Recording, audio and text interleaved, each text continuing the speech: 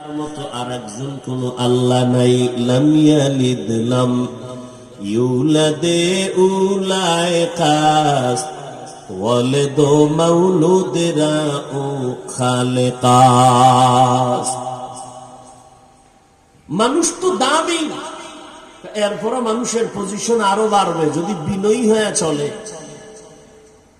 কত বাড়বে বলে, বাড়ার কোনো সীমানা নাই।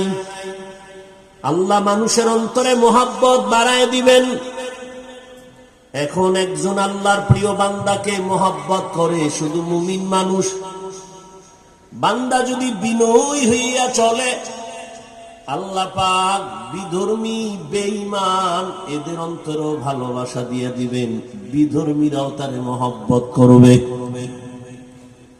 আর পজিশন যদি বেড়ে যায়, বিনয়ী হইয়া যদি আমার আল্লাহকে মোহাব্বত করে রহমতের নবীর আদর্শ লালন করে চলে,